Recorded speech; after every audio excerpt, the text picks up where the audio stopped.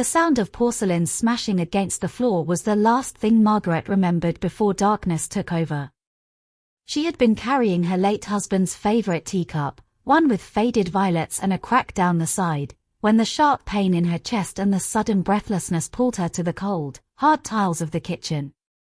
Surrey Hospital's emergency unit confirmed it hours later, a pulmonary embolism, dangerously close to taking her life. When she opened her eyes again, she was alone in the sterile quiet of the ICU. Machines beeped rhythmically beside her, and a tube tugged uncomfortably at her nose. She could barely move. The ceiling was a blur of white light and shadow. Somewhere in the background, a nurse whispered instructions, but no one was at her bedside. She waited. 1 hour. Then 2. By the 4th, a nurse walked in with her mobile phone. "There's a message from your son," she said kindly, placing the phone on the side table. "He said it was urgent." Margaret's fingers trembled as she unlocked the screen. The message read, "Mum, we've looked at the house again. It's just sitting there. Might be best if we start the process. You won't need it when you're gone." There was no, "I hope you're okay." No, "We're here for you." Only business. Only the house. Her chest tightened, but not from the clot. From grief. From the quiet confirmation that what she had feared all along was true. James wasn't coming to see his mother. He was coming for the bricks, the land, the thing she had tried to preserve since her husband died 5 years ago. Margaret lay in silence as the soft beeping continued. Outside, the rain tapped against the hospital window.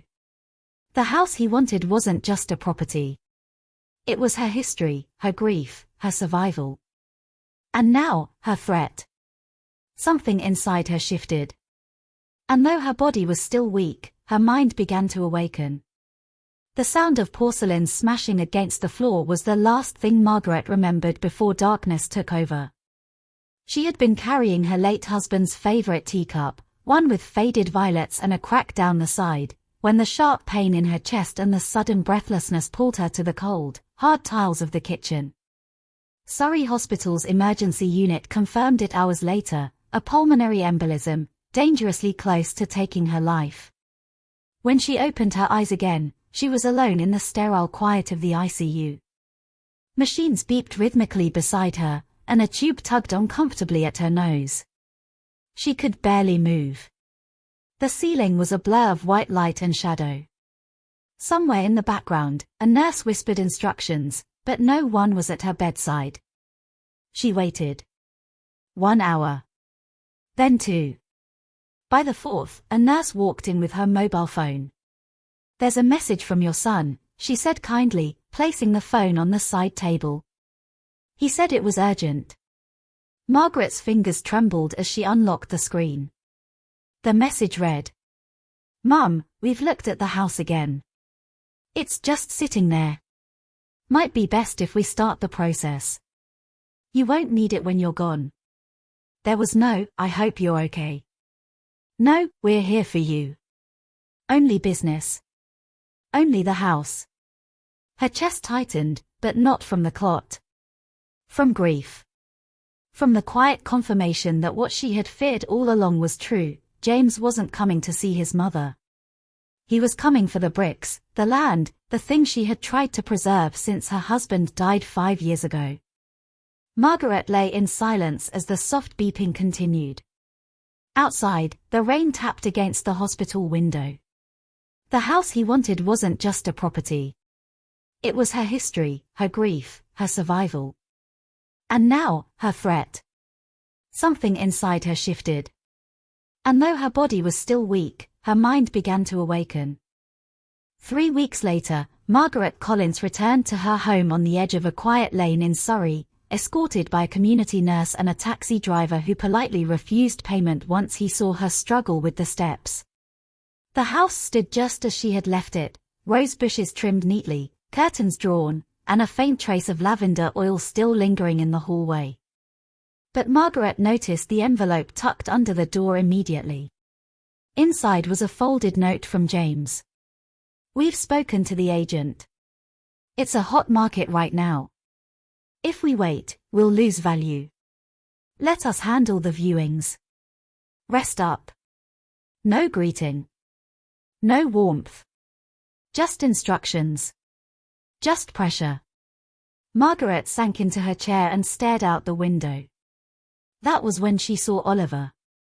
The boy had been hired the previous summer to help with the garden after Margaret's knees gave in. 17, polite, quiet, and always with a pair of garden shears slung in one hand like an extension of his arm. He was trimming the hedge when their eyes met.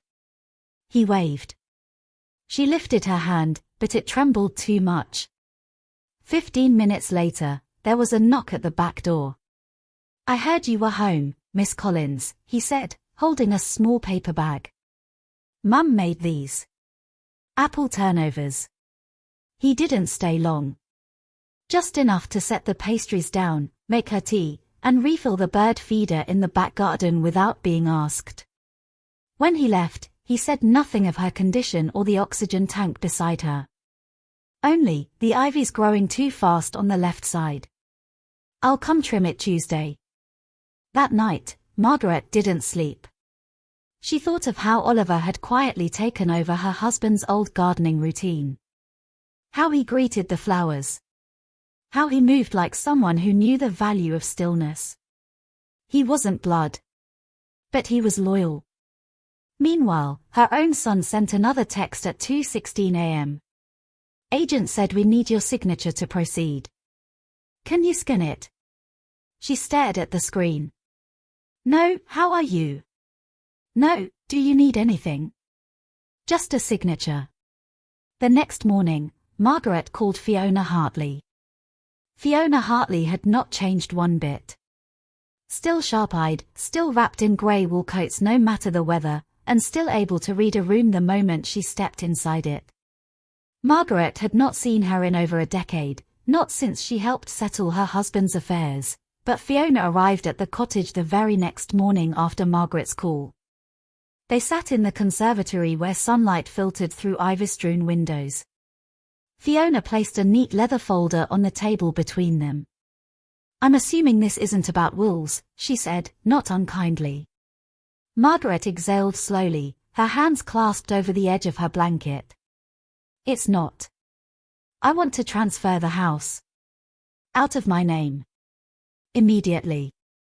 Fiona blinked once. "To whom?" Margaret looked out the window. Oliver was there, crouched among the foxgloves, humming to himself. "I want to create a trust. A proper, legal one. This house must never be sold for personal gain, not by James, not by Sophie. Not ever. I want it to serve someone other than them." Fiona didn't question her.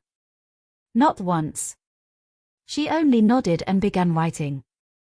Over the next few days, Fiona worked swiftly.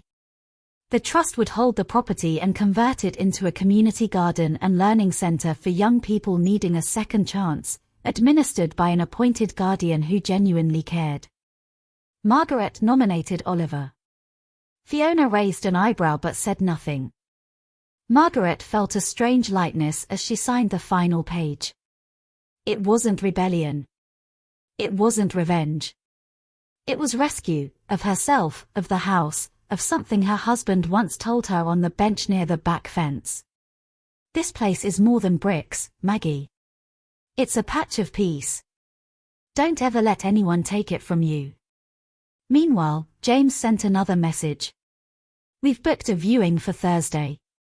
Need you to be out for the day. Hope that's all right." Margaret didn't reply. Instead, she walked outside with Fiona and stood near Oliver as he watered the dahlias. "You'll be trustee," she said softly. "This will be your garden one day." Oliver stared at her in disbelief. Then, quietly, he said, "I'll keep it safe." Behind them, a petal fell gently into the bird bath. Thursday arrived with an eerie stillness. The morning sun cast long beams across the hallway, and Margaret had already finished her tea when she heard the sound of tires crunching the gravel. She didn't need to look. She knew it was them. James stepped out of the glossy black saloon car, phone already pressed to his ear. Sophie followed, in a tailored blazer and dark sunglasses despite the cloudy sky. Behind them trailed a couple in their 30s, well-dressed and visibly curious, holding a property leaflet in their hands. Margaret stood just inside the front room, barely visible from the hall. She watched them through the lace curtains as they approached. James didn't even hesitate. He led the couple up the stone steps and pushed the front door open with the entitlement of someone who already believed he owned it. "This is the main entrance," he said smoothly, "original features all preserved, and loads of potential to extend. My wife and I grew up here, so we know it inside out." Margaret raised an eyebrow at that lie but said nothing. She stepped silently back into the sitting room, where Fiona was already waiting with 2 envelopes. One addressed to James. The other, to Sophie. The voices moved through the house, the kitchen, the conservatory, the back garden. Then came the moment. "I'm afraid I must stop you there," Fiona said clearly, emerging into the hall. "This is a legal notice. You are trespassing." James blinked. "What the hell are you talking about?" Sophie stepped forward. "This is James's family home. We're managing it for his mother." Fiona handed each of them their envelope. "As of last week, this property no longer belongs to Margaret Collins. It belongs to a legal trust, overseen by a separate appointed trustee. You have no right to be here, nor to sell, represent, or advertise this home." The viewing couple looked mortified and quickly stepped back. Sophie went pale. James's voice cracked. "What kind of trick is this?" At that moment, Margaret stepped out. "No trick, James," she said calmly. "You said I wouldn't need the house. Turns out, I needed it more than ever." Silence filled the room. Even the garden seemed to still. Then, slowly, Margaret turned and walked back to the kitchen, where Oliver had just arrived with a basket of rosemary and lemon thyme. The morning after the ruined house viewing, Margaret woke to the sound of laughter. Real laughter, light, young, and full of life. She shuffled to the conservatory, her robe tied loosely, and looked out through the misted glass. There, in the back garden, stood Oliver with 3 teenagers, all wearing old gardening gloves and muddy boots. One was carrying a tray of seedlings. Another was sketching on a clipboard. The third was attempting, with great difficulty, to control the hose. Lucy, Margaret's neighbor and dear friend, stood nearby with a thermos of tea in one hand and her camera in the other. Margaret opened the window. "What's all this?" Lucy smiled warmly.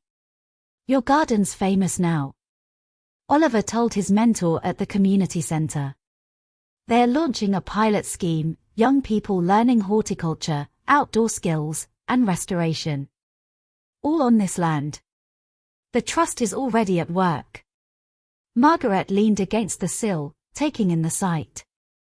The ivy, once threatening to choke the old walls, had been trimmed back. The roses had been staked, and the compost bins were organized for the first time in years. By noon, the kitchen was filled with the scent of herbs and soil. Oliver brought in homemade lavender lemonade and handed Margaret a folded flyer. The title read, "Collins Garden Trust, Growing New Futures." "I thought you should see it before it goes to print," he said quietly. Margaret opened it slowly. Inside was a photo of the back garden, now teeming with new plants, a schedule of workshops, and a note at the bottom, in honor of Margaret Collins and William Collins, whose garden made space for new beginnings. She pressed the paper to her chest and closed her eyes. But peace never lingered long. That afternoon, as the young volunteers packed up, a black car returned. James stepped out, not in triumph this time, but fury. Sophie wasn't with him. He looked thinner, paler, and something in his eyes had shifted, an edge of desperation. "We need to talk," he snapped. Margaret, still seated in her armchair by the conservatory, didn't flinch. She gestured toward the bench in the garden. I'm not sitting on that, James hissed. Then stand, she replied. But you'll listen. Behind her, Oliver stood silently, arms crossed, just within sight. James took a breath, his fists clenched. You've humiliated me. Sophie's furious. She says you've robbed your own family. Margaret's gaze didn't waver. What family, James? The one who visited an estate agent before visiting their mother in the hospital. He looked down, jaw tight. You said I wouldn't need the house. So I gave it to those who actually need it. He stepped forward, voice low. You think this makes you noble? You've left me with nothing. From inside the kitchen, Lucy stepped into view, holding her camera. Not saying a word. Just there. Witnessing. James hesitated. Then he turned and walked away. The black car disappeared around the corner. Margaret remained still. But something inside her finally settled. 2 days passed without another word from James. No messages. No visits. Margaret didn't expect any. She had seen enough in his eyes that afternoon, pride wounded beyond repair. Not regret. Not remorse. Just anger at being denied something he believed he was owed. But on the third morning, a letter arrived. It wasn't from James. It was from Sophie. The handwriting was tight, controlled, and written in blue ink. Margaret sat at the kitchen table, unsealed the envelope, and read silently. Margaret. You've made your point. Loud and clear. James is distraught. He feels betrayed. I won't pretend I understand your decision, but I do know what it's like to feel invisible. Maybe that's what this is about. I hope you find peace in whatever legacy you've chosen to leave behind. Sophie. There was no apology. No affection. Just the polished words of someone used to negotiating emotions like a contract. Margaret folded the letter once, then again, and tucked it beneath the placemat. She had no intention of replying. That same afternoon, as she watered the thyme in the herb bed, Lucy appeared with a small box wrapped in brown paper. It was at the bottom of your old chest in the loft, she said. You might want to open it now. Margaret sat on the bench and unwrapped it slowly. Inside was a stack of letters bound with green ribbon, aged by time and air. They were from William, her late husband, written during his last year, before the illness took his voice and strength. She hadn't known they were there. Hands trembling, she untied the ribbon and read the top one. Maggie. If you're reading this, then you've lived on. And I'm glad. Don't let this house become a cage. Let it breathe. Let it grow. Fill it with things that live louder than we ever could. Love, Will. Tears blurred the ink. But there was no sadness now, only a settling, like the ground after rain. The next morning, Margaret did something she hadn't done in years. She wrote a letter. Not to James. Not to Sophie. But to herself. To Margaret Collins. You are not unworthy because they stopped calling. You are not invisible because they forgot to see you. You are not finished because they expected you to be. You are the start of something wild and kind. Don't forget that. She sealed it and placed it in the top drawer beside her bed. Outside, Oliver was planting new jasmine along the fence. The following weeks were marked not by silence, but by growth. Margaret no longer counted the days by texts that didn't arrive. Instead, she counted them by the scent of fresh mint, the arrival of wheelbarrows filled with compost, and the laughter that now filled the garden by mid-morning. Children from the local primary school visited once a week for a nature session. Older teens helped Oliver dig raised beds and paint old benches a soft sage green. A retired carpenter offered to repair the greenhouse roof, and Lucy began collecting donations to build a small reading nook under the old beech tree. Every morning, Margaret walked slowly along the gravel paths with her cane, greeted the volunteers, and sipped her tea under the awning William had once put up with his bare hands. She had grown lighter, not just in her body, but in the way she carried herself. She was no longer guarding the house. She was watching it become something alive. Then, on a damp Tuesday afternoon, the gate clicked open again. Margaret looked up from her newspaper.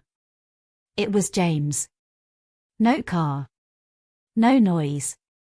Just him, on foot, hands deep in his coat pockets, staring at the wooden archway covered in wisteria.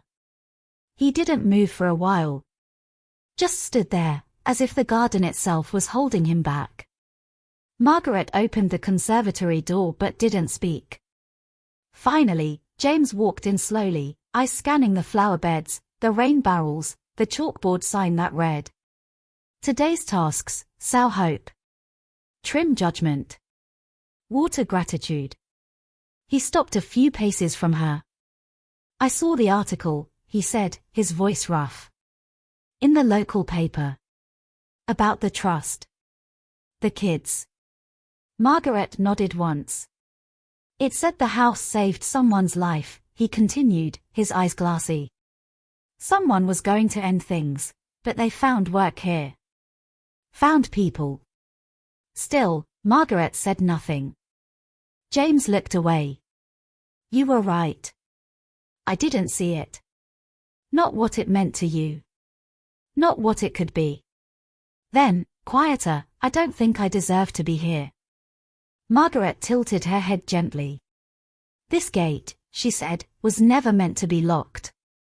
She stepped aside. James hesitated, then slowly walked past her and sat on the bench under the trellis, his father's bench. Oliver, watering seedlings nearby, offered a nod.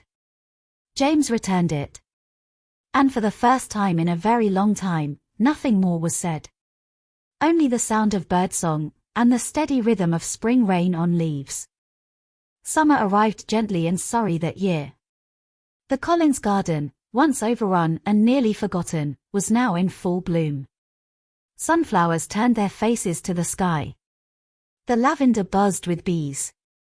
The raised beds spilled over with courgettes, marigolds, and wild strawberries. Every Friday afternoon, the garden opened its gate to the public. Children read under the beech tree, neighbors brought homemade jam, and Margaret sat by the old sundial with her hands wrapped around a cup of mint tea. The bench next to her was often occupied now, by Lucy, by Oliver, by one of the volunteers. And sometimes, by James. He never stayed long. But when he did, he listened. The trust had become something real. Fiona visited once a month to go over paperwork and sip wine with Margaret in the evenings. She spoke of expansion, maybe a second garden in a nearby village. Margaret always smiled but never promised. "I'm not building an empire," she said once. "Just a bit of kindness that might outlast me." One morning in late July, Margaret received a parcel in the post. No note. Just a small photo frame. Inside was a picture, one she hadn't seen in years. It showed her, younger and windblown, standing in the back garden with William. He was grinning, arms muddy, holding a spade in one hand and a potted fig tree in the other. She was laughing at something he had just said. Margaret placed the photo on the windowsill above the kitchen sink. Later that day, Oliver called from the garden gate. "Miss Collins. You'll want to see this." She walked slowly across the gravel path, cane tapping softly with each step. At the back fence, just beyond the compost bins, the fig tree had bloomed.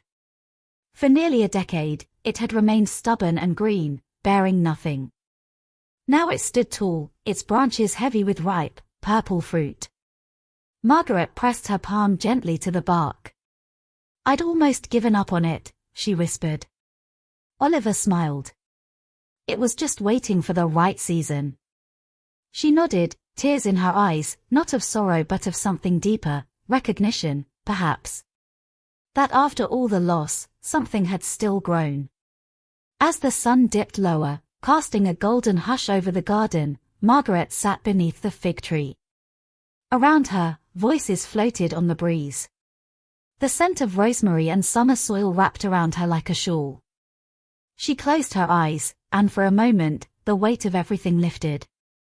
The house, once claimed by others, now belonged to purpose. And the garden, once meant for profit, now pulsed with life. It was never about what she lost. It was about what she planted in its place.